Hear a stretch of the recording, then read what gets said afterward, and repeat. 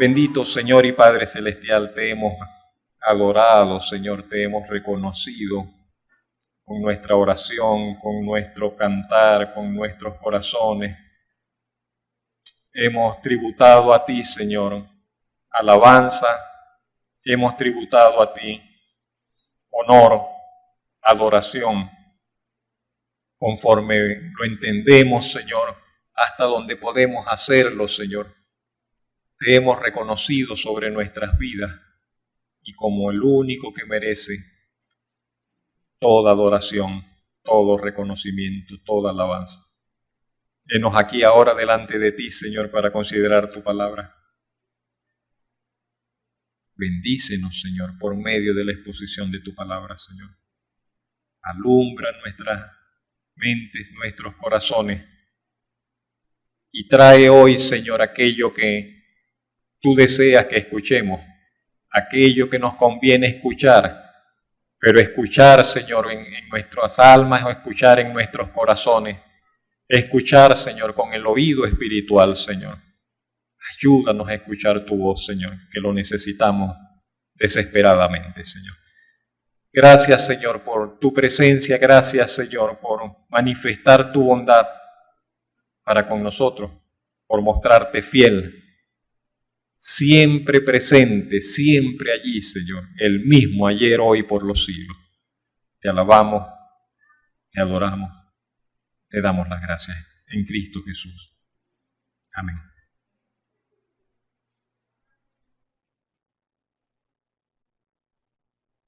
¿Por qué estamos acá? En parte estamos aquí porque estamos relevando a otros.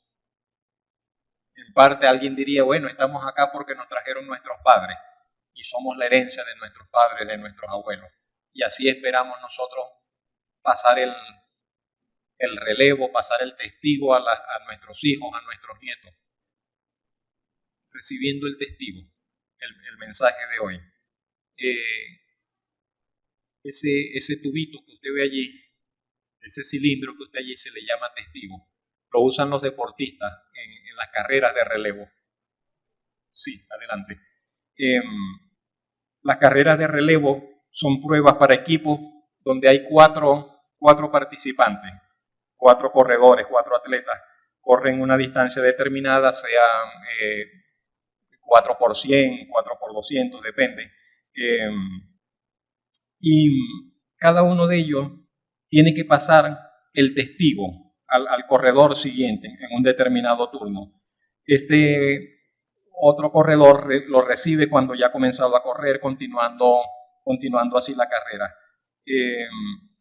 En condiciones ideales, tanto el corredor como el que entrega el testigo deben ir a la máxima velocidad, separados por unos 2 metros solamente al efectuar el relevo del testigo. En este tipo de carreras es muy importante la entrega del testigo al compañero. Hay diversas técnicas, digámoslo así, para entregarlo, ¿no? A veces el corredor que va adelante va mirando hacia atrás, está esperando y hay contacto visual, pero en las carreras rápidas ni siquiera eso. Entonces la persona va hacia adelante, no se miran y ante una señal determinada el corredor que va atrás le dice mano, algo así, al corredor que va adelante, y este extiende la mano hacia atrás sin mirar y el otro se la coloca allí y continúa la travesía. Cada corredor debe ceder el testimonio o testigo al siguiente corredor en una zona determinada, por lo general marcada por triángulos en la pista. Se suele utilizar entonces, le decía, el traspaso a ciegas. ¿Qué otra cosa decir acá? Son carreras emocionantes. Traté de colocar un video, pero fallé con eso. Estoy con deficiencias tecnológicas de conocimiento mío. Pero en todo caso tenemos cierta idea de qué se trata, ¿no? Yo pensaba la vida cristiana, la labor, el vivir de la iglesia en cierta forma se parece a eso. Estamos acá y hemos recibido un testigo, hemos recibido un testimonio, hemos recibido una encomienda, se nos ha colocado en la mano y en el corazón. La recibimos de alguien y tenemos que pasársela a alguien. ¿Ves? Cuando alguien comienza a leer la Biblia, una de las primeras cosas que salta a la vista, que se percibe, es que el obrar de Dios, la forma como Dios obra, como se manifiesta en las personas, como lo vemos, comenzamos a ver en la Biblia, exhibe, demuestra un progreso, demuestra algo que va en movimiento, un progreso que va en desarrollo, un plan que va desarrollándose por etapas. Al leer las Escrituras, vemos que la trama de la vida sobre la tierra se manifiesta como un propósito en desarrollo. La historia entonces se nos presenta como el registro del obrar de Dios sobre la humanidad y cómo esta humanidad responde a sus propósitos. Es lo que vemos en la Biblia. El registro de cómo el propósito de Dios ha sido entregado y cómo el hombre responde, aceptando, rechazando, viviendo de acuerdo con ese propósito, dándole la espalda a ese propósito, pero allí va. De allí en adelante, cuando comenzamos a leer la Biblia, entonces notamos que la historia bíblica es la historia de los herederos de la promesa, de los herederos o de los que han recibido la encomienda del propósito de Dios. Vemos al Señor llamando a un hombre de una tierra de paganismo, de una tierra de idolatría, que se llamaba Abraham, y Dios lo llama y lo saca de eso y le entrega una promesa. Y de allí comienza un propósito muy particular. De este Abraham surgirá un linaje, surgirá una descendencia, que más adelante, con el pasar de las generaciones, se volverá una nación, un pueblo numeroso, una nación. Y entonces recibe el testigo Moisés. Y cae la encomienda sobre Moisés. Y el Señor lo comisiona y le entrega una misión y le dice, ve allá y diles esto y diles aquello y te voy a usar de esta manera. Y Moisés responde, acepta la tarea.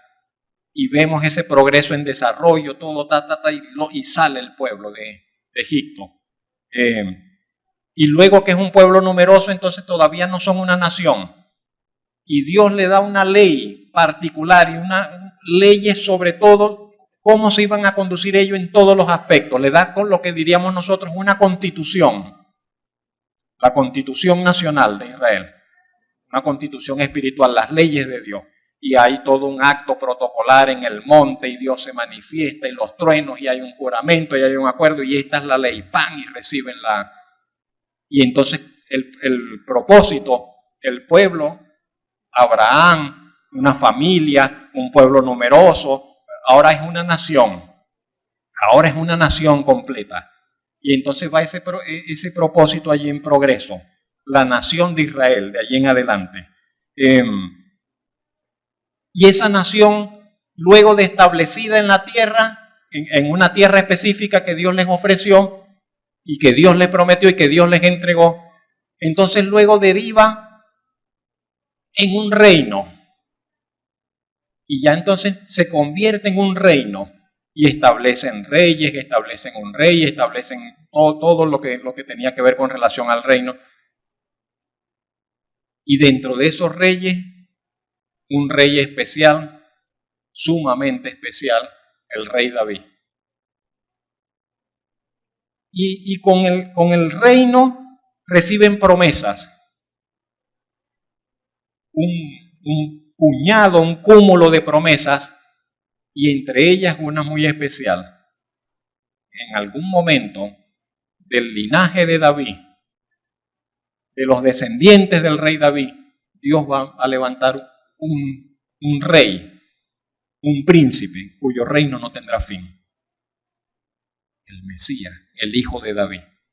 Y se llevaron todo eso con ellos. Y las generaciones iban pasando y tenían guardado, pero Dios nos prometió que va a levantar un rey, que su reino no va a tener fin. El hijo de David, el hijo de David. Y llevaban eso allí guardado, la promesa atesorada de un Mesías, era el testigo. Era el testigo. ¿Dónde está? Entonces dice, aquí lo tenemos, lo tenían guardado entre las esperanzas de nación. Dicen, nosotros recibimos esto, de que Dios nos va a levantar un rey, un Mesías para siempre. Y luego entonces de establecida la nación y establecidos los reyes,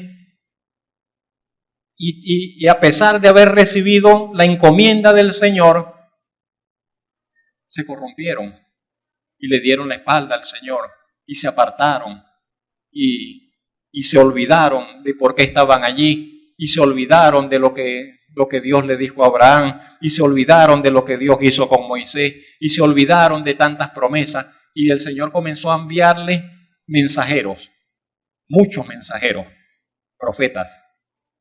Los profetas del Antiguo Testamento son mensajeros de Dios.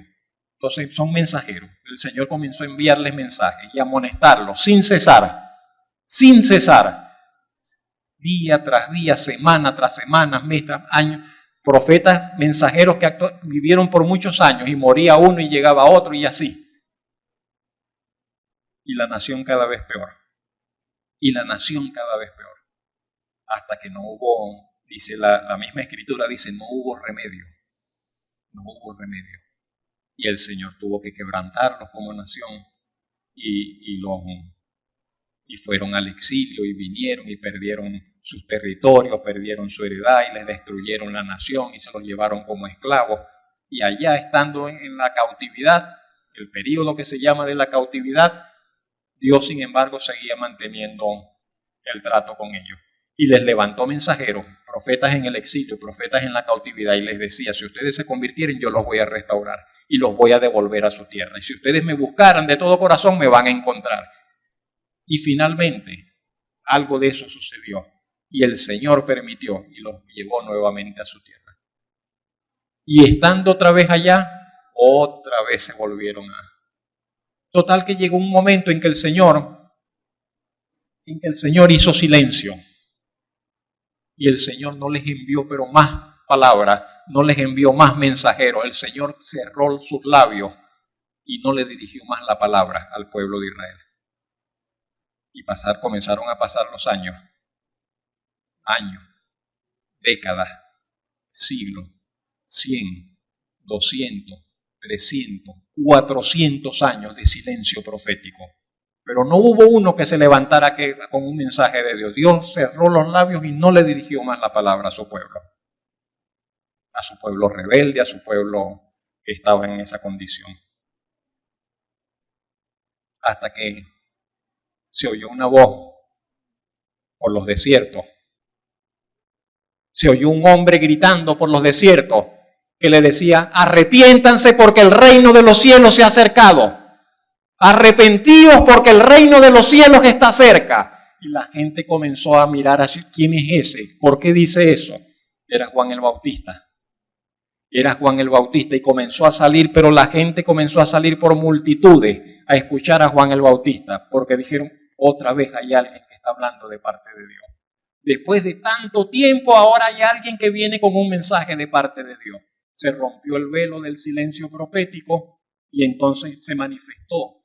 Era el tiempo de la manifestación porque Juan el Bautista vino para manifestar al Señor Jesucristo. Se manifestó el Señor Jesucristo. El testigo había llegado ahora a Juan y Juan entonces se lo entrega al ganador, al campeón de la carrera, al protagonista de la carrera, al Señor mismo, al Señor Jesucristo. El que habría de venir había llegado. El reino de Dios se hizo presente entre ellos como pueblo y como nación. Y no era, sin embargo, como ellos pensaban. Y algunos decían, pero ¿es ese el hijo de David? Pero no hay que tenía que ser de tal forma y de tal manera. Y decían, pero es que yo creo que no era así. Yo creo que yo no lo esperaba así como él. Y algunos decían, el mismo Señor Jesucristo le dice, pero ¿qué esperaban ustedes cuando salieron a ver a Juan en el desierto? ¿Esperaban ver un hombre vestido con traje fino? Dice, esas personas que están así vestidas las van a encontrar en los palacios. Pero Juan era un mensajero del Señor, era un mensajero de Dios, le dice el Señor Jesucristo, ¿no? Y nuevamente entonces con el Señor Jesucristo despierta esa esperanza que estaba como dormida de la visitación de Dios, de la llegada del Mesías. En él se estaban cumpliendo los propósitos que habían sido anunciados hacía muchos años atrás. Pero son propósitos para los cuales el pueblo no estaba preparado. No estaba preparada la nación de Israel. Y Juan el Bautista va para prepararle al Señor un pueblo dispuesto. Y él su ministerio era preparar el corazón del pueblo para que recibieran al Señor. Cabría la pregunta, ¿lo logró o fracasó? ¿Logró prepararle el corazón, logró preparar el pueblo para que recibieran al Señor? Se lo dijo allí, ¿no? Pero cuando el Señor Jesucristo se manifiesta, los suyos, los que creyeron, los que le reconocieron, dijeron sin dudar, Él es el Mesías. Él es el Hijo de David. Cuando aquel hombre gritaba, aquel hombre ciego, le decía, Jesús, Hijo de David, ten misericordia de mí. Cuando él le decía Hijo de David es porque ese hombre pensaba, Él es el Hijo de David que habría de venir, el profetizado, el Mesías, aquel del cual él hablaron las promesas de Dios. Cuando Pedro le dice al Señor, porque el Señor le dice, ¿y ustedes quién dicen que soy? La gente dice que es Elías, que soy un profeta, otros dicen que eres esto, otros dicen, ¿y ustedes quién dicen que soy? Y Pedro le dice, tú eres el Cristo, el Hijo del Dios viviente, tú eres el Mesías, el Hijo del Dios viviente. Entonces ellos sabían que él era, le reconocieron. Pero aún los discípulos quedaron desconcertados cuando ellos ven que al Señor Jesucristo lo apresan, se lo llevan y lo ejecutan en una cruz. Allí ellos quedaron, se nos fue todo. Ellos no sabían qué hacer ahora. Si él era el Mesías, ¿cómo es que está muerto? Si él era el Hijo de David, ¿cómo es que ahora entonces pasó esto? Quedaron desmoralizados, quedaron destruidos en sus esperanzas, quedaron confundidos, no sabían qué pensar, no sabían qué creer.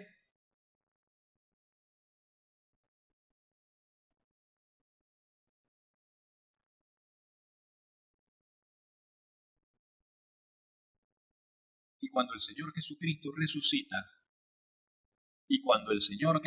resucita, y se les aparece a ellos, entonces les volvió el alma al cuerpo, permítame la expresión, y vieron al Señor y está vivo. Qué maravillosa noticia. Qué maravillosa noticia. Entonces, y vieron al Señor y lo hablaron, se les aparecía, comieron con él, hablaron, y estaban maravillados. El Señor no está muerto, el Señor está vivo. Tomás era el último que decía, Tomás no estaba, y Tomás decía, yo no creo, ustedes están locos. A menos que se me aparezca y yo le meta el dedo allí no voy a creer. Ustedes conocen la historia. Pero cuando el Señor se le apareció, Tomás creyó, pues también. Y el Señor diría aquella frase famosa, bienaventurados los que no vieron y creyeron. Pero entonces se encuentran en ese punto. El Señor murió, el Señor resucitó, Él es el Mesías. ¿Y ahora qué viene? ¿Y ahora qué viene? ¿Cuál es la próxima etapa? Ahora sí viene el Señor y va a mostrar lo que Él es. Yo creo que los discípulos tenían esa perspectiva, ese pensamiento, esas expectativas. Y nosotros leemos, y es el pasaje que nos va a ocupar hoy en Hechos capítulo 1,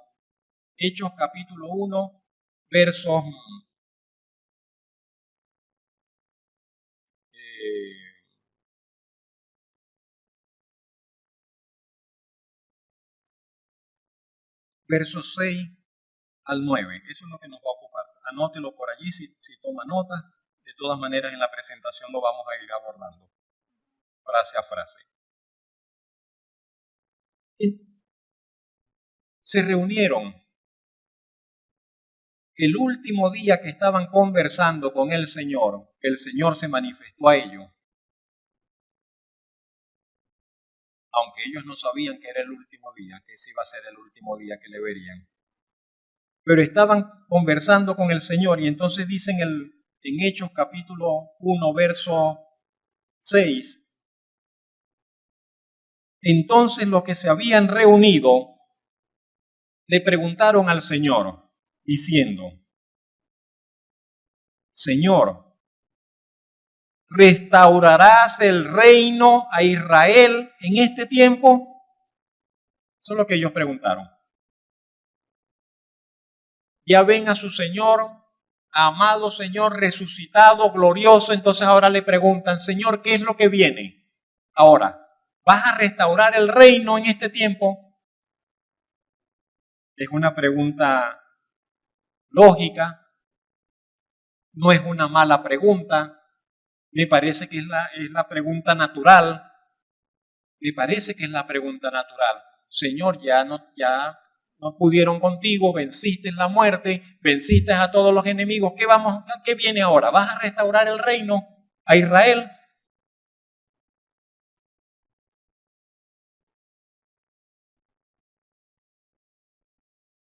Y la respuesta del Señor no descartó lo que ellos preguntaron, no lo negó, no le dijo, ¿cómo se les ocurre preguntar eso? No le dijo, no le reprendió por la pregunta.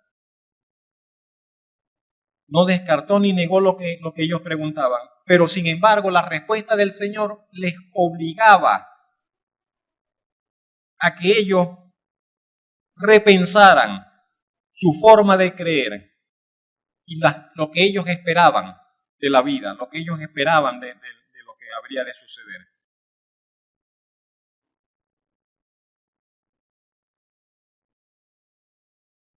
El Señor les dijo, no os toca a vosotros saber los tiempos o las sazones que el Padre puso en su sola potestad.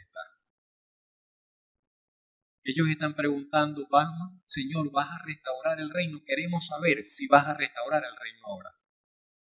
Y el Señor le dice, a ustedes no les toca saber eso.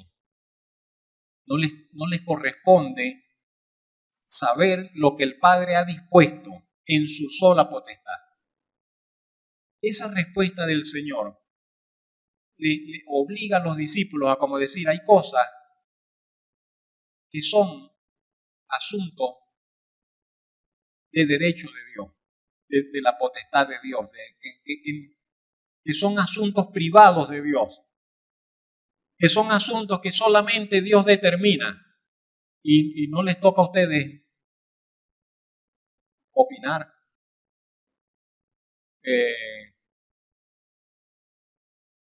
diríamos averiguar.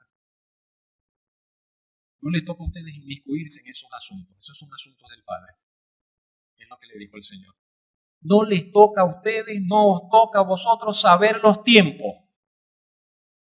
No les toca a ustedes saber los tiempos, las sazones, las etapas de lo que Dios está haciendo en su propósito, en su proyecto. No les toca a ustedes eso. Y en este punto, yo quiero invitarles a que ahora nos salgamos un momento de los discípulos y de eso que el Señor les dice y vengamos a nuestro plano. Vengamos a la vida nuestra. Que nos parecemos muchas veces. Mucho nos parecemos a los discípulos. Nos parecemos a ellos en sus inquietudes, nos parecemos a ellos en nuestra necesidad de saber, de querer que Dios nos diga lo que pasa, lo que va a pasar mañana, lo que Él está haciendo, querer comprender qué es lo que Él está haciendo. Inquietudes relacionadas con nuestro presente, inquietudes relacionadas con el futuro. Son ese tipo de inquietudes con situaciones específicas de nuestra vida con las que generalmente no nos sentimos a gusto. Y desearíamos que llegasen a ser diferentes. quisiéramos, de seguro, si hemos conocido al Señor y hemos conocido la palabra de Dios, desearíamos que el mundo fuera diferente. Desearíamos que las cosas que suceden a nuestro alrededor fuesen diferentes. Desearíamos que el Señor contestara nuestras oraciones y cambiara la realidad de la nación, cambiara la realidad de la sociedad en la que vivimos, cambiara lo que nosotros vemos que se está moviendo en el mundo y que es contrario, y vemos que es contrario al obrar de Dios y a la voluntad de Dios y a la palabra de Dios. Son aquellos asuntos sobre los cuales oramos pidiendo al Señor que lo obre y los cambie, y que Dios nos va a cambiar. Porque esa es la otra cosa, y Dios nos va a cambiar. Porque este mundo, aunque lo veamos así, nosotros entendemos por lo que nos muestra la Escritura, el mundo va a ser cambiado, va a ser transformado por Dios. Y toda la tierra ha de ver la gloria del Señor. El problema está en que no será cambiado como nosotros pensamos que va a ser cambiado.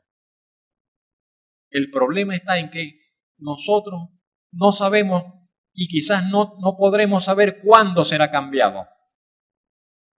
El problema está en que nosotros no sabemos cuáles son los tiempos y las sazones que el Padre ha dispuesto con relación a esos cambios que van a ocurrir.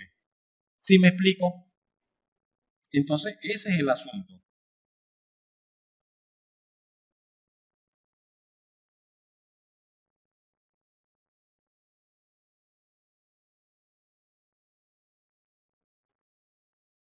Perdón.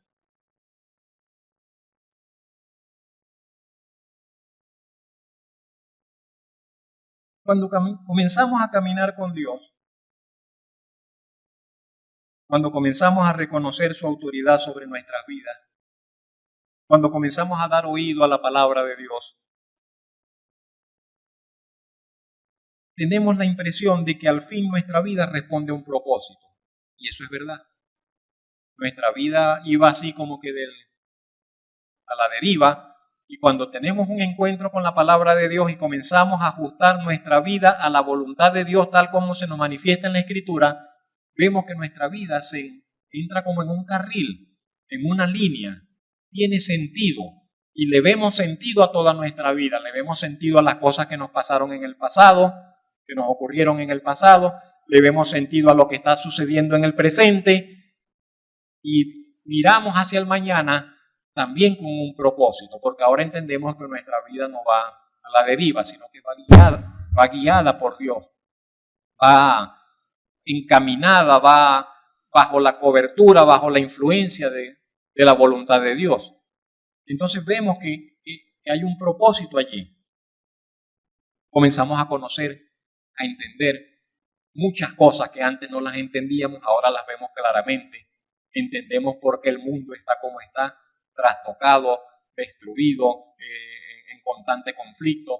Entendemos cuál es el problema, el verdadero problema de fondo de la persona, de las personas, de la humanidad, que es un problema, no es económico, no es un problema cultural, no es un problema educativo, sino que es un problema espiritual del corazón. Y como el hombre vive enajenado, ajeno de la vida de Dios, de espaldas a Dios, entonces está en conflicto con todo, conflicto consigo mismo, conflicto con su semejante, con todo. Y no encuentra satisfacción, ni podrá encontrar satisfacción jamás plena en nada, porque vive de espaldas al propósito por el cual fue traído a la vida, vive de espaldas al Señor y su palabra. Entendemos eso. Se nos da como una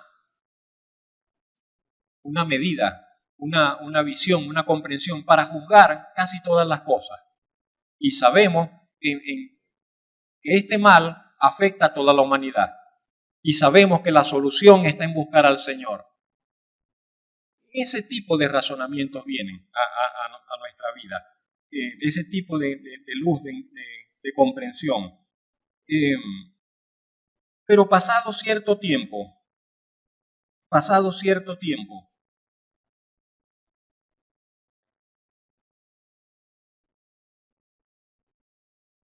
comenzamos a notar o a reconocer que así como son muchas las dádivas, los privilegios, las verdades que nos manifiesta la palabra de Dios, las razones, sin embargo, hay propósitos, hay verdades que no se nos dan a conocer. Hay asuntos del obrar de Dios que no nos son dados a conocer.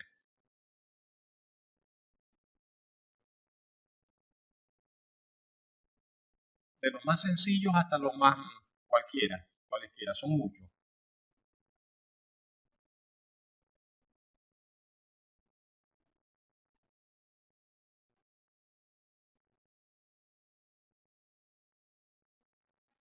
El profeta Ezequiel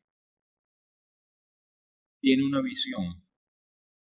El Señor lo lleva a un lugar y le muestra una visión donde hay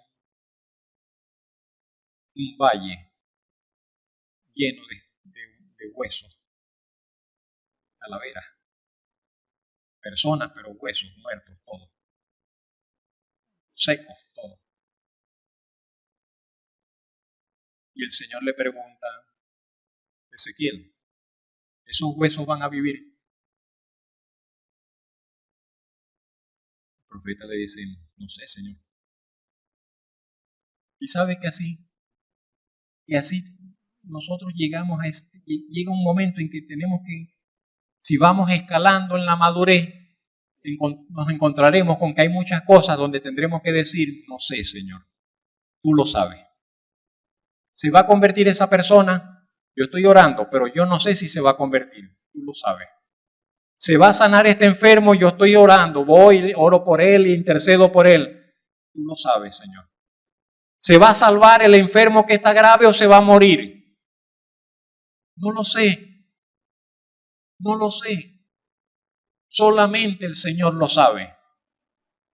¿Va el Señor a restaurar esta nación en la cual vivimos en nuestro tiempo, en nuestra generación? No lo sé.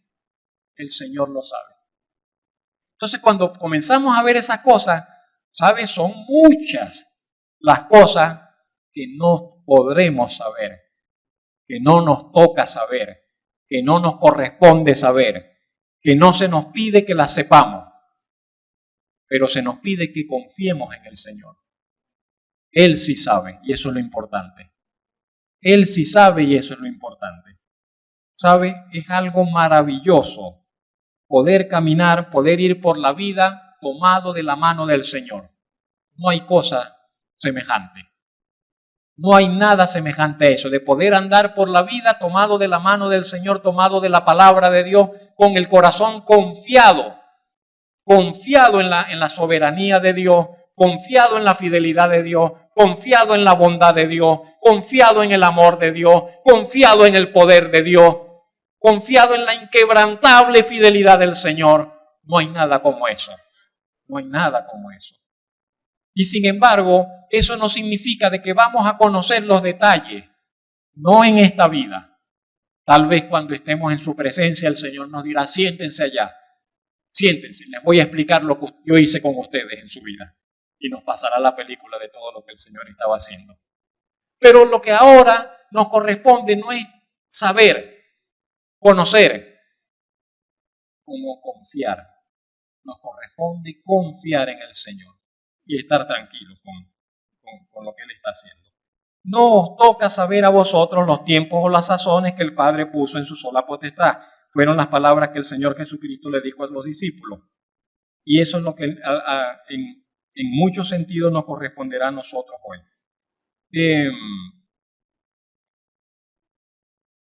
Pero el Señor les dijo, no les toca a ustedes esto, pero hay algo que tengo que decirles. Y en la siguiente frase le dice el Señor, no os toca saber, pero recibiréis poder cuando haya venido sobre vosotros el Espíritu Santo. Y es tan importante eso, ¿no?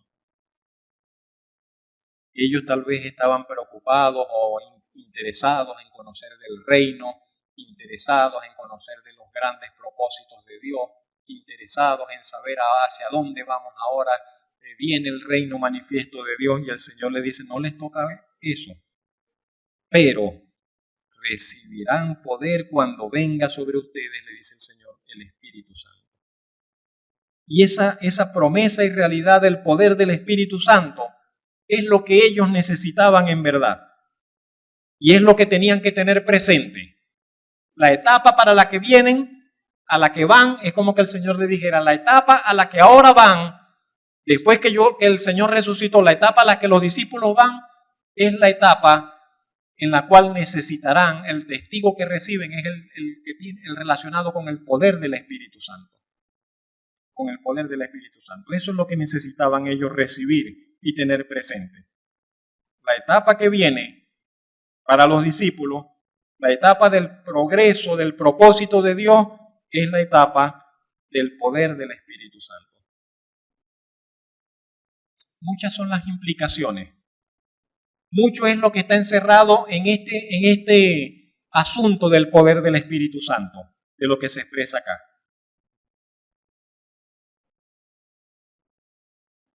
Hablar del Espíritu Santo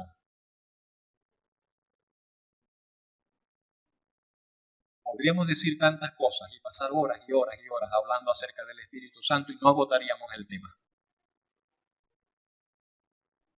Pero lo más sencillito que dice esa frase es que la venida del Espíritu Santo está asociada con el poder. La venida del Espíritu Santo está relacionada con un poder que los discípulos iban a recibir, que no lo tenían, pero que lo iban a tener una vez que recibieran al Espíritu Santo. Recibirían un poder que con el cual no contaban hasta ese entonces, y lo iban a recibir cuando el Espíritu Santo viniera a ellos. Es lo primero que podríamos mencionar.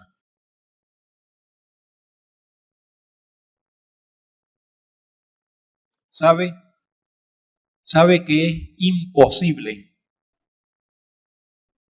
imposible vivir la vida cristiana sin el poder del Espíritu Santo?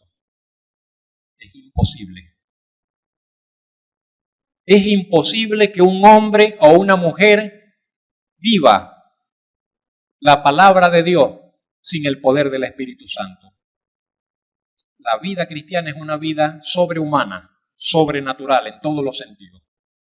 Es imposible que un hombre deje de pecar por la pura fuerza de voluntad. Necesita el poder del Espíritu Santo. Es imposible que una persona aprenda a amar a Dios sin el poder del Espíritu Santo. Es imposible. Por donde nosotros miremos todas las cosas que se piden a los cristianos, que se pide hacer a los cristianos, en última instancia, son imposibles de hacer, a menos que el poder del Espíritu Santo esté obrando y obre en esa vida. Por eso que el Evangelio no es religión. No se trata de que me voy a vestir así, no se trata de que ahora voy a hablar así, no se trata de que ahora yo voy a dejar de comer esto, voy a comer aquello, no se trata de que ahora yo voy a guardar tal día, no se trata de nada de eso. Es un asunto de vivir en una esfera sobrehumana de vida. ¿Quién puede vivir así? Entonces dicen los que reciben al Espíritu Santo pueden vivir así. Los que reciben al Espíritu Santo pueden vivir así. ¿Sabe? Un hombre de Dios del siglo pasado, pero no lo vea tan lejos, murió en el año 63. Ese hombre del cual le voy a mencionar una cita murió en el año 63. O sea que no hacen 80 años, no hacen 70 años siquiera. Bueno, murió en el año 63. Este hombre dijo una frase que es de esas frases que uno dice lapidaria, que es como que le dan a alguien con un bloque, con un martillo en la cabeza. este hombre dijo esta frase: si el Espíritu Santo se retirara de la iglesia, escuchen, por favor. Él dijo, si el Espíritu Santo se retirara de la iglesia, el 95% de lo que se hacía seguiría haciéndose y nadie notaría la diferencia.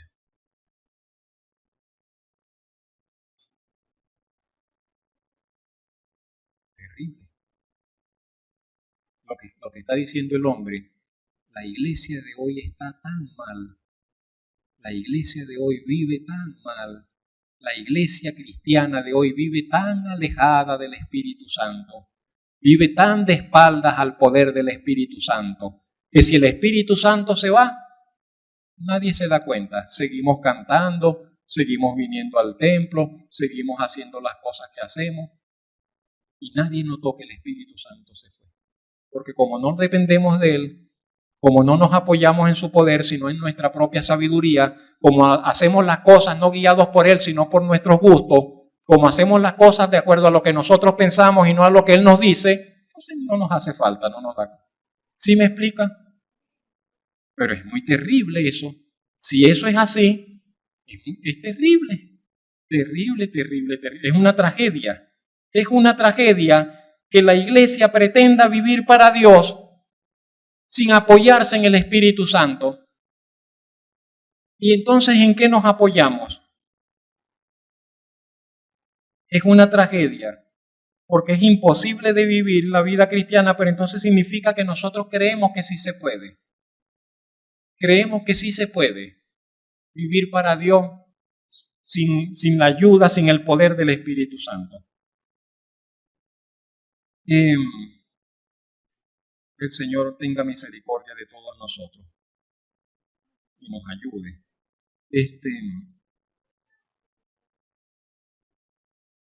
Cuando hablamos del Espíritu Santo, hermano,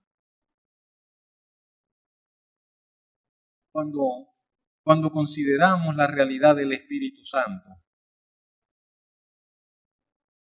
¿de qué forma, no sé, podríamos asociarlo? ¿Con qué lo podríamos asociar? Tal vez es un estanque. Piense usted en un estanque muy grande, en una piscina, en una represa total, rebosante de agua. Esa es la realidad del Espíritu Santo. Y nosotros podríamos estar allí inmersos allí, bañados allí, llenos allí, nadando en eso, o estamos por la orilla, en el sequedal. Estamos por la orilla, sedientos. Estamos por la orilla tratando de allí por los... Y no vamos hacia la fuente, no vamos hacia el manantial de las aguas, no vamos hacia las aguas vivas. O decimos, no, yo tengo una agüita aquí. Hey, pero esta es agua viva, agua limpia, cristalina. No, pero yo tengo una aquí que... ¿Sí me? ¿Y sabe? Y alguien que viera desde afuera diría, pero si son tontos, ¿cómo es posible que teniendo la fuente y el manantial de agua viva prefieran estar con esa agua emposada allí en sus cántaros? Y alguien dirá, pero si lo único que tiene que hacer es dar 3 pasitos y llegar, y ya, ¿por qué no los da? ¿Por qué no avanza hacia allá? ¿Por qué no avanzamos? ¿Por qué no avanzamos más hacia esa profundidad de esas aguas del Espíritu Santo? Le pregunto yo ahora a usted. ¿Por qué usted no ha avanzado más? ¿Por qué se detiene? ¿Por qué no avanza más? ¿Por qué no avanzamos más hacia allá? ¿Por qué no nos adentramos más en esas aguas?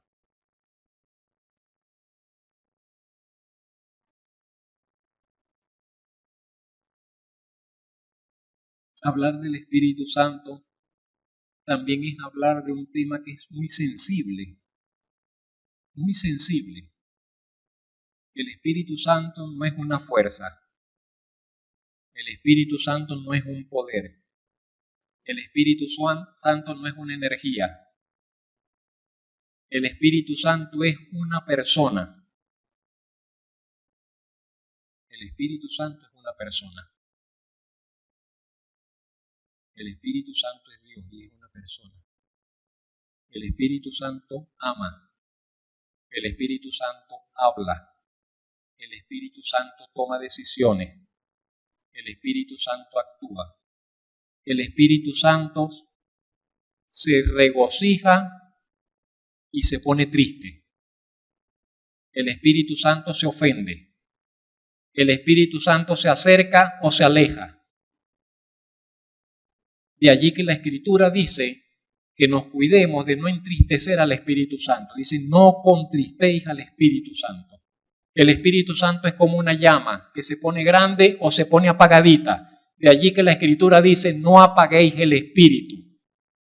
Y sabe que el Espíritu Santo, entonces, de acuerdo a lo que nosotros pensamos, se contrista o nos llena. De acuerdo a lo que nosotros hablamos, se aviva o se apaga. ¿Y usted cree que si un cristiano es mal hablado y dice malas palabras, el Espíritu Santo cómo va a estar? O si un cristiano va y entonces se pone a ver cosas indecentes en las redes, ¿cómo va a estar él? O si el cristiano anda en una vida de inmoralidad y de pecado, ¿cómo va a estar el Espíritu Santo? ¿Usted cree que va a estar y que va a manifestarse el poder allí en ese cristiano? De ninguna manera, pero no vayamos a cosas tan extremas. Y aquellos entonces que tienen reconcomio en su corazón contra su hermano y no pueden perdonar y tienen falta de perdón en su corazón contra el hermano, ¿cómo está el Espíritu Santo allí? Y aquellos que son orgullosos, y usted sabe cuál que es un problema tan generalizado el orgullo, y una persona puede ser muy humilde de condición, pero orgulloso en grado extremo. Porque el asunto de la humildad y del orgullo no tiene que ver con que tenga dinero o no tenga dinero, es un asunto de actitud. Y el Espíritu Santo no se regocijará y no podrá manifestar su grandeza en un corazón orgulloso y altivo.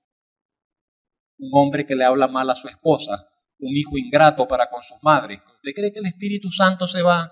Por mucho que vengamos a la iglesia, el Espíritu Santo va a estar contristado, va a estar apagado, va a estar apartado. Y usted dice, pero no andan en inmoralidad. No, lo único que tiene es reconcomio en el corazón. Lo único que tiene es falta de aprecio, falta de gratitud. Entonces, hablar del Espíritu Santo es un asunto delicado y así se afecta por nuestra forma de vivir, sí. ¿Le creemos al Señor? Y si no le creo al Señor, ¿qué sucede? Tengo incredulidad. Y si tengo incredulidad en mi corazón y soy duro de corazón para creer al Señor, ¿cómo el Espíritu Santo se manifiesta? El Espíritu Santo vendría a la vida de los discípulos para que por la presencia de Él en ellos fuesen habilitados con poder. El Señor les dijo, van a recibir poder cuando venga sobre ustedes el Espíritu Santo. Y eso era necesario para que la tarea que ellos iban a realizar la pudiesen realizar. No había manera, como ya lo dijimos, de que ellos pudiesen hacer esa tarea a menos que el Espíritu Santo viniese sobre ellos. Eso no ha cambiado. Eso no ha cambiado. Para que usted y yo, mis hermanos, podamos hacer la tarea, para que usted y yo podamos hacer la tarea que el Señor nos ha encomendado,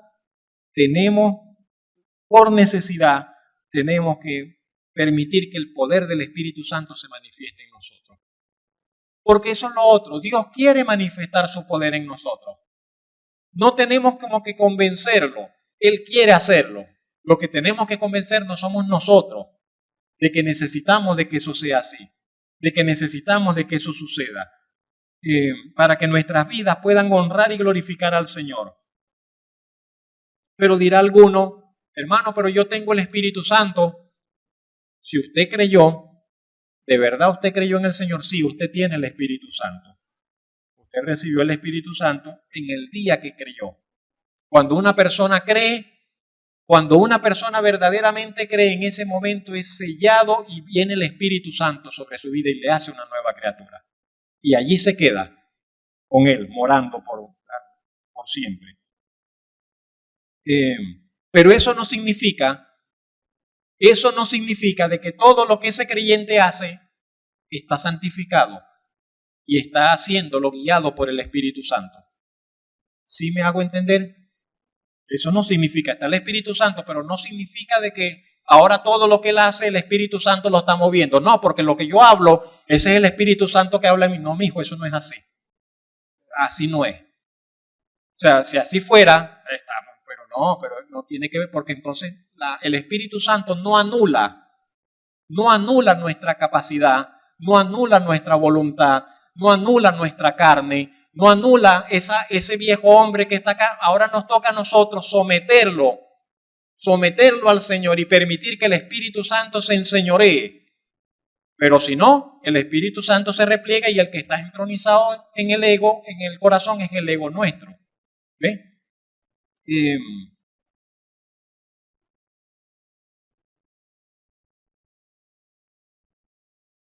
Podemos vivir y servir al Señor en la fuerza de nuestra voluntad, en el poder de nuestro carácter, con los talentos que tenemos, con las capacidades humanas. Podemos ganarnos una buena opinión de la gente, elogios de mucha gente, aún de otros cristianos, y aún así no estar viviendo en el poder del Espíritu Santo de Dios. Dos cosas que necesitamos entonces para cerrar este punto. Necesitamos una actitud adecuada, hermanos. Para que el Espíritu Santo se manifieste en nosotros necesitamos una actitud adecuada. Esa actitud se llama humildad. Esa actitud se llama humildad. Y necesitamos disposición de corazón. Y eso tiene que ver entonces con la voluntad. Humildad y voluntad. La actitud adecuada, que es la humildad, y disposición de corazón, para que entonces en fe podamos avanzar hacia esa realidad que es el Espíritu Santo.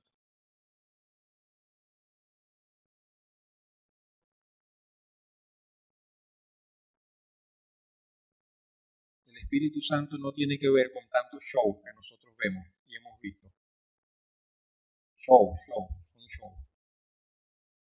En ministerios, en iglesias, en cuestiones. El Espíritu Santo tiene que ver con una realidad. Él va obrando en nuestros corazones, Él va obrando en el corazón de las personas, transformando el carácter. ¿Para qué va a transformar el carácter? ¿Para que seamos poderosos, invencibles? No, dice para que seamos semejantes al Señor Jesucristo. Para que seamos más parecidos al Señor Jesucristo.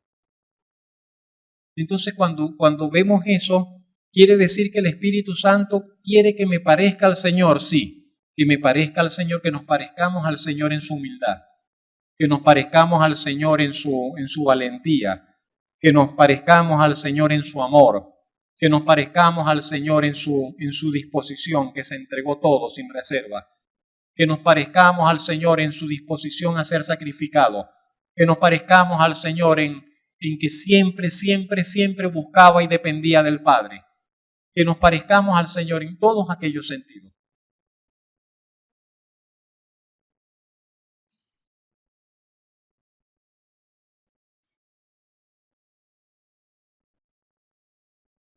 ¿Para qué recibimos el Espíritu Santo? ¿Para qué recibimos al Espíritu Santo?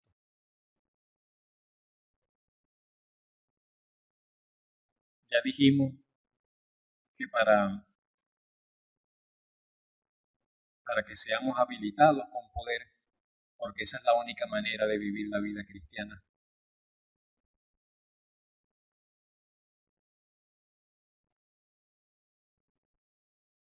Pero hay algo más. El Señor les dijo, recibiréis poder. ¿Y qué cosa? y me seréis testigos en Jerusalén, en Judea, en Samaria y hasta lo último de la tierra. Entonces, solamente por este pasaje, una de las cosas que tendremos que mencionar es que una de las consecuencias principales de que del poder que ellos recibirían por el Espíritu Santo, una de las consecuencias principales es que ellos podrían testificar del Señor. Dice, recibirán poder cuando venga el Espíritu Santo y entonces podrán testificar. Podrán testificar. Sin la recepción del poder del Espíritu Santo, ellos no podrían testificar de su Salvador resucitado y de la palabra del Evangelio.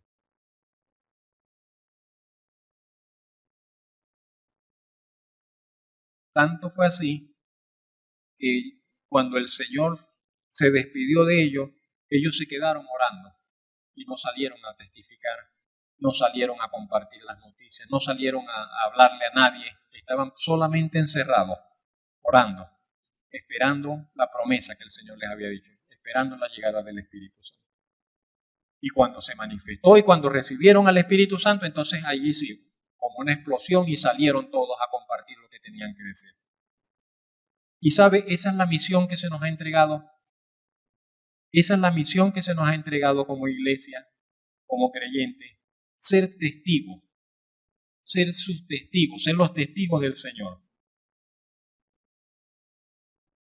Y nosotros hemos recibido esa encomienda. Nosotros hoy, en nuestro siglo, en nuestro tiempo, en nuestra generación, en nuestro tiempo, hemos recibido esa encomienda. Ellos no llegaron hasta lo último de la tierra. Llegaron hasta Jerusalén, llegaron a Judea, llegaron a Samaria. Pero de allí mucho más lejos no pasaron. El apóstol Pablo sí cruzó algunos continentes y llegó un poco más lejos. Y otros más lejos, y otras generaciones más lejos. Y hoy estamos nosotros acá.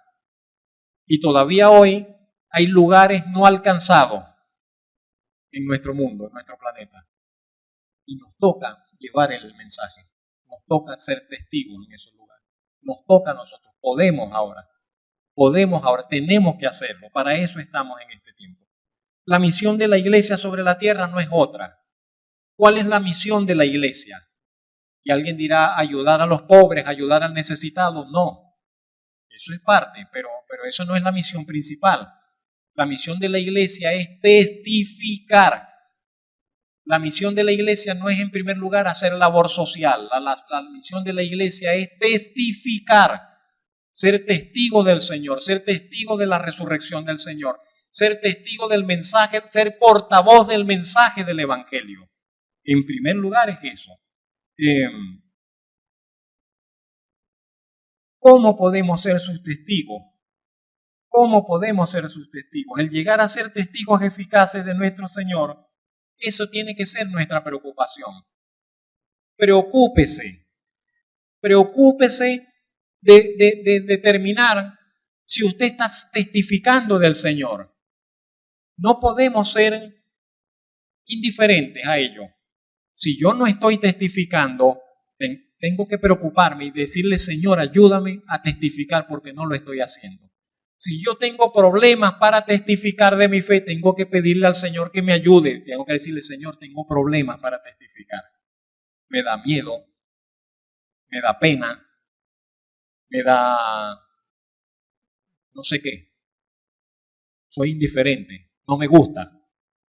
No sé qué será. Pero esa es nuestra misión, testificar. Y si no lo estamos haciendo, significa entonces que el poder del Espíritu Santo tampoco está actuando en nosotros. Porque cuando el poder del Espíritu Santo entonces está actuando sobre nuestra vida, una de las cosas que va a movernos es a testificar. Y no podemos callarnos.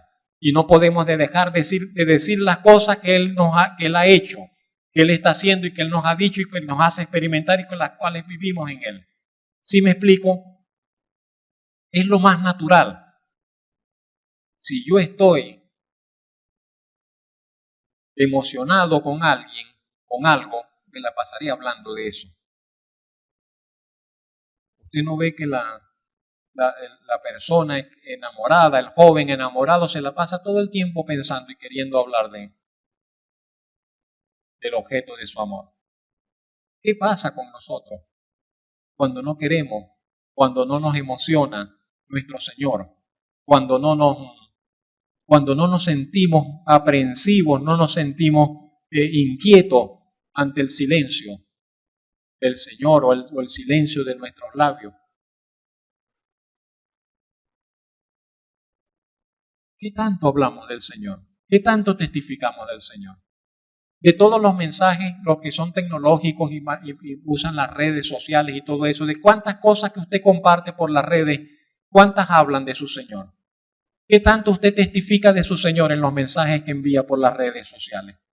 ¿Qué tantas cosas, qué tanto usted manifiesta al Señor en su forma de vivir, en su forma de hablar? Para eso estamos puestos.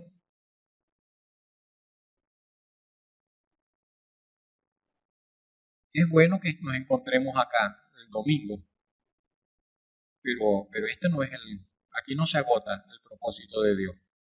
Aquí venimos solamente para recibir un poquito de batería, de carga, de luz, y para salir afuera a manifestarla. Aquí venimos para encontrarnos, adorar al Señor juntos, asumir el compromiso de familia, de fe que tenemos con la obra del Señor, apoyar el trabajo de la obra de la iglesia del Señor para tener una labor de testimonio más efectiva. Pero nos toca a cada uno en nuestra vida diaria. ¿Por qué necesitamos al Espíritu Santo para testificar? Las mejores palabras no bastan. Las mejores intenciones tampoco. Por mucho que nosotros nos empeñemos, no podemos mover el corazón de las personas a Dios. Por eso es necesario el Espíritu Santo. Que solamente Él puede hablar a los corazones y mover los corazones. Porque nosotros no sabremos quizás cómo hablar a una persona. Pero si dependemos del Espíritu Santo, Él pondrá el sentir y el momento preciso y las palabras adecuadas y nos guiará para saber cómo hablar las palabras a aquellas personas a las cuales vamos a testificar. Porque si usted se propone testificarle a alguien y usted comienza a orar por esa persona, usted le va a decir: Señor, dame la oportunidad, Señor, dame la manera, Señor, dame el encuentro, Señor, prepáralo a él, prepárame a mí para que esta conversación pueda resultar. Y por ello necesitamos apoyarnos en el poder del Espíritu Santo, depender. ¿Sabe esa palabra? Esa palabra es clave, dependencia. Necesitamos depender del Espíritu Santo. Si usted y yo no dependemos del Espíritu Santo, estamos dependiendo de nuestra propia sabiduría, de nuestra propia inteligencia, de nuestra propia fuerza, de nuestra propia capacidad, y vamos a resultar ineficaces. Porque no es con sabiduría humana, no es con la voluntariedad humana, necesariamente tiene que ser con la intervención de Dios. Es un asunto esencial, elemental, hermano, en nuestro vivir para Dios.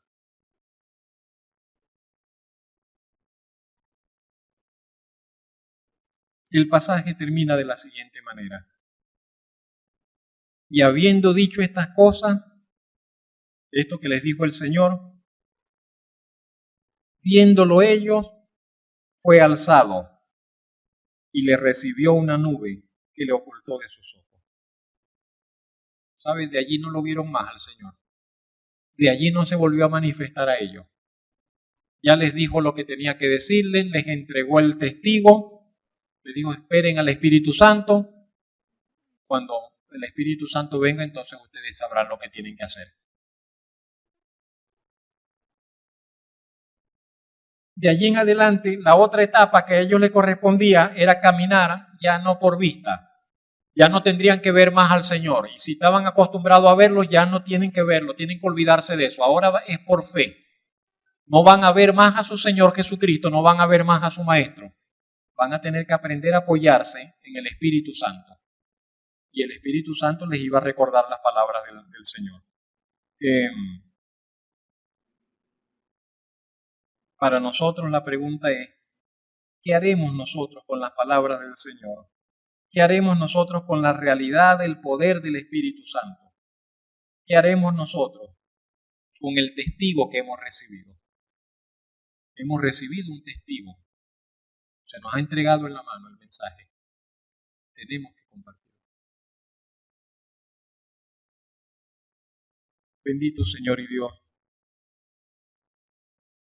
Gracias te damos por la realidad del propósito tuyo, Señor, que nos ha alcanzado, que ha llegado hasta nosotros, que nos ha afectado, que nos ha involucrado, Señor, en tus propósitos. Gracias te damos, bendito Dios, porque tu palabra ha llegado a nosotros también. Y la hemos recibido de algún mensajero tuyo. Y ahora nosotros somos hoy portadores de ese mensaje, portadores de ese testigo, portadores, Señor, de esa buena nueva que implica tantas cosas, Señor.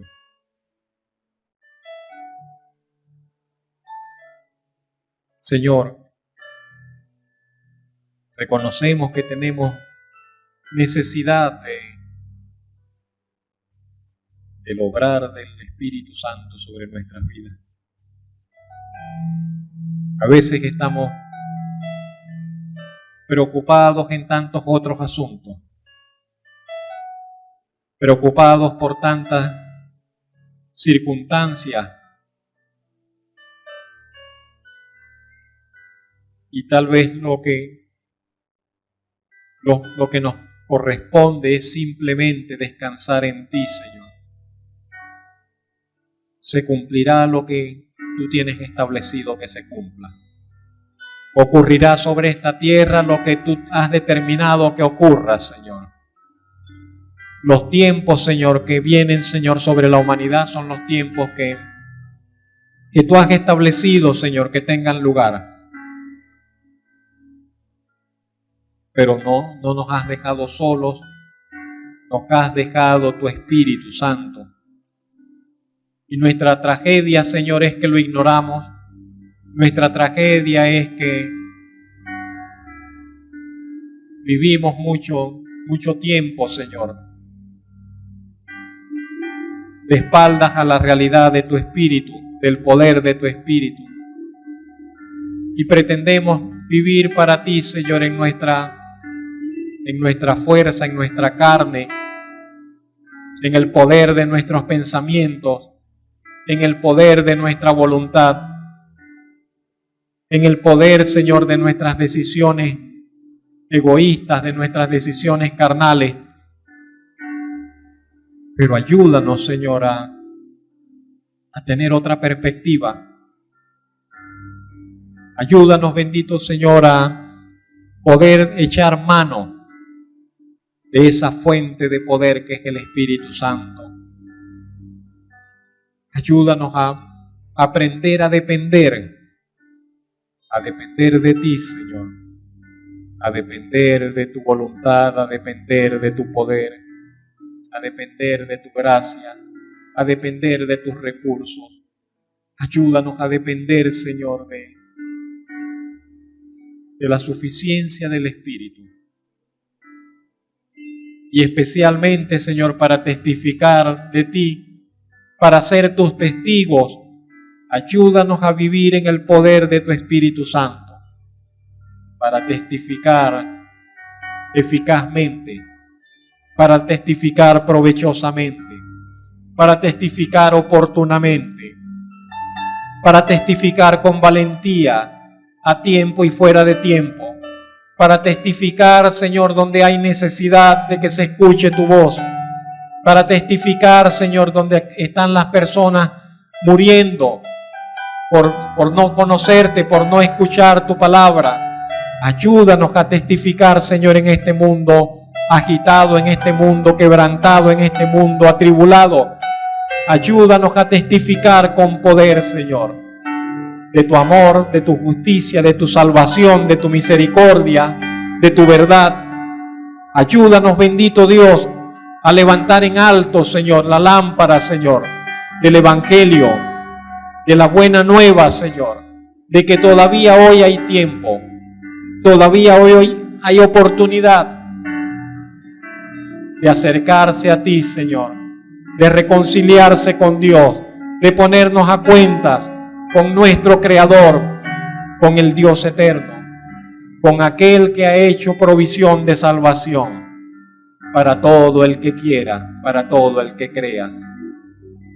Señor, ayúdanos pues, bendito Dios, te rogamos, que la presencia y la realidad del poder del Espíritu Santo no sea una palabra, no sea una creencia, no sea una doctrina, que sea una vivencia, Señor, que sea una vivencia en nuestra realidad del día a día.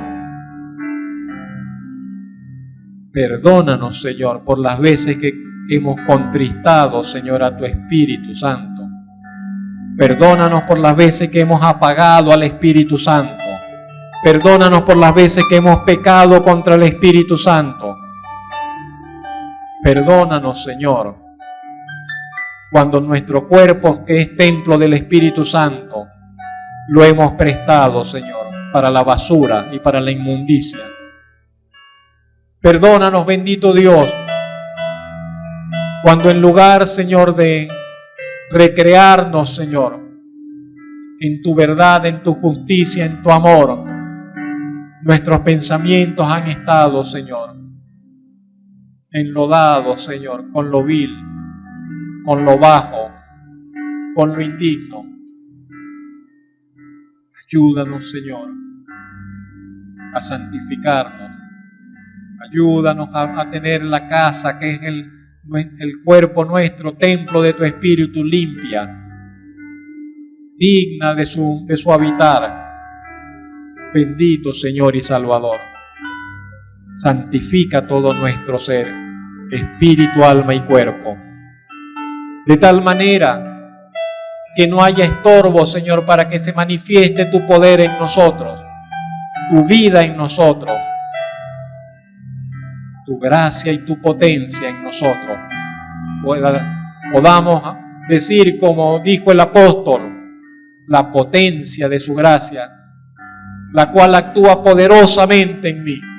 Oh Señor, que no nos conformemos con menos cuando tenemos, Señor, todo un océano, Señor, que tú has dispuesto para los tuyos, para tus hijos, Señor, para que glorifiquemos y honremos tu nombre en nuestro vivir. Gracias por la realidad del Espíritu Santo. Gracias por la realidad de tu presencia. Gracias por la realidad de tu poder. Gracias por la realidad, Señor, de tu palabra, Señor, viva y eficaz. Gracias, bendito Dios, por venir a marcar la diferencia. Nosotros somos débiles, pero en tu poder, Señor, podemos vivir, Señor, una vida, Señor, sobrenatural, una vida, Señor, que glorifique y honre tu nombre. Nosotros estamos plagados, Señor, de defectos, de incapacidades, Señor, pero con el poder de tu Espíritu Santo podemos vivir la clase de vida que tú deseas, Señor, que vivamos, Señor, para gloria del nombre del Salvador, para gloria del Señor Jesucristo. Te damos gracias, bendito Padre Celestial. Y más allá de lo que te pedimos, y más allá de lo que hoy entendemos, realiza tu propósito en nosotros y llévanos a la siguiente etapa de nuestras vidas. con el testigo que tenemos, Señor, podamos legarlo, podamos entregarlo a la próxima generación, Señor. En el nombre de Cristo Jesús te lo pedimos y en ese nombre te damos las gracias. Amén. Amén. Jesús, mi fiel amigo,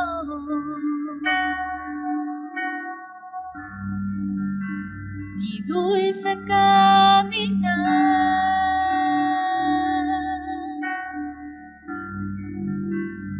quédate conmigo, no quiero